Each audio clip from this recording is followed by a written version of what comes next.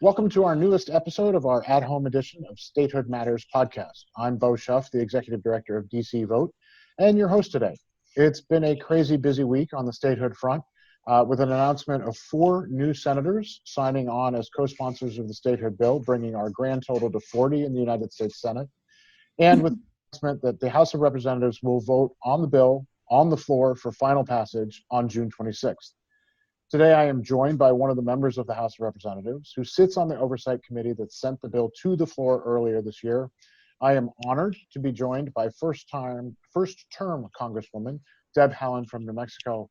Representative, thank you so much for being with us today. Thank you. Thanks for having me.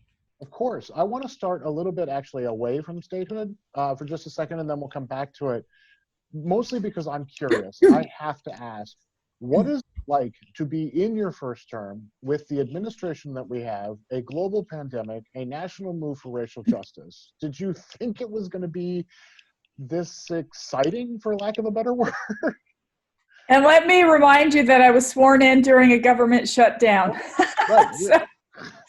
So from the get-go, it's been a challenge. But look, we're taking things in stride. We're working as hard as we can. And with respect to the issues I'm working on that are my top issues, I'm on the Natural Resources Committee, so the environment is a big deal to me. It's been a fight ever since I, was sworn in with this administration. They're anti-environment. They want to sell off our public lands to the extractive industries, and it's, this pandemic, as we've seen, we've been pushing on more testing. There's no, it's hard to get an administration engaged when they're in denial about the damage that this pandemic can do. So we're working as hard as we can, and hoping that we'll get somewhere. Have you had a chance at all? I don't know how familiar you were with the district before you became a representative. Have you had a chance to explore the district at all? Have you got any favorite spots or anything? I have a little bit. I'm a runner. I ran the Marine Corps Marathon last year. So during my training, thank you. I barely survived. It was torrential rains for 23 miles of the race. But so I have explored a lot of my area on foot, on all of my running routes. It's been lovely, and I've been down by the Anacostia River many times during my training runs. I live in the Navy Yard, and there's a nice path that goes along there as well. So I have been able to explore a lot of DC on foot. Although, I probably should rent a car someday and do some other exploring. I feel like we know some folks who would love to show you some different areas. So let us know, and we will absolutely help out with that. So you mentioned the Anacostia, and I referenced that because of its Native American roots. You, in 2018, you and another representative were elected as the first 2 women Native Americans to ever be in the Congress. How does your personal representation of underrepresented populations, how did it influence how you approach statehood or how you approach issues of racial justice that we're seeing?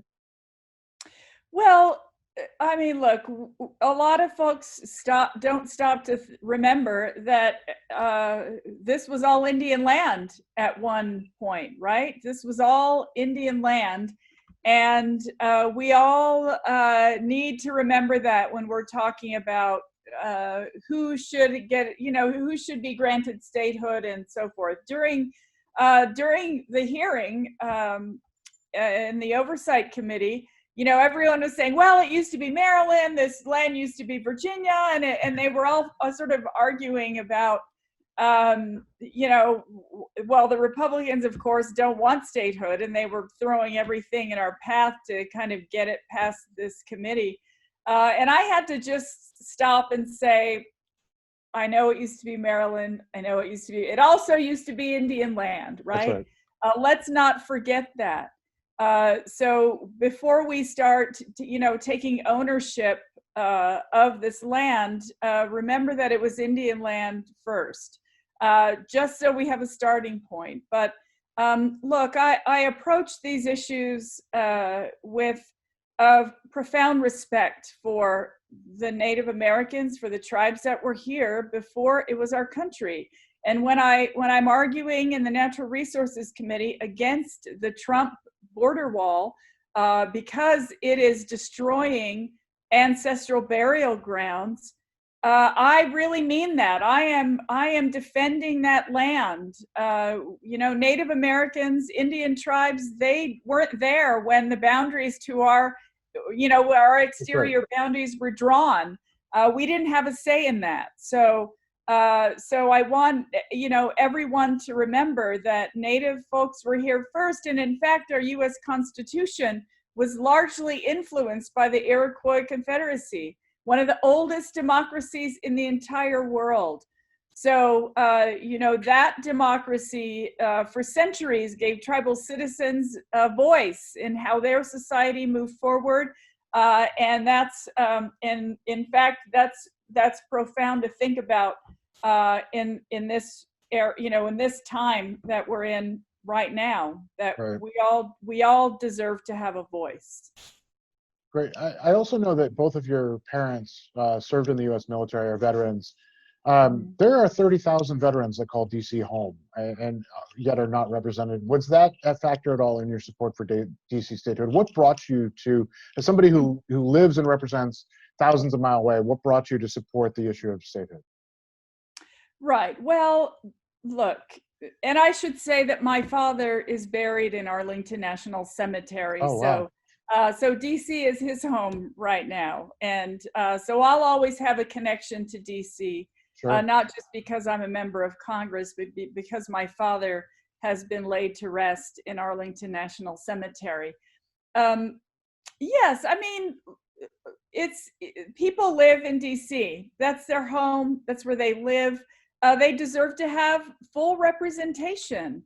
Not just somebody who can advocate for them, but somebody who can vote, somebody who can represent them in the way they need to be represented. They deserve to have a voice in our democracy, not just somebody showing up to talk, but somebody actually able to make the decisions, able to fight on their behalf, truly fight. And so, yes, absolutely. I feel very strongly that if you live here, it's your home. You should be able to have somebody that's making those decisions for you. So, yes, absolutely. Fantastic. Were you surprised at all by any of the arguments during the markup and the oversight hearing? I mean, I wasn't surprised by the arguments that the Republicans brought forward. You know, if they don't want statehood, so they obviously aren't thinking about the people who live here, and they're not thinking about ways to make folks have a voice. But they said if you're going to turn DC. They were putting in all the arguments about right to work and right to life and all of these things. And of course, they were all defeated. And we were able to get the bill through committee unencumbered by all of the things, all the restraints they wanted to put on it. Representative, thank you so much for being here. I look forward to sharing more of the district with you once we're able to get out and about some more. I also look forward to joining with you and watching the historic vote next Friday. We can make history together as the House passes the bill for the first time in history. So thanks so much for your time. Yes, take care. Thanks.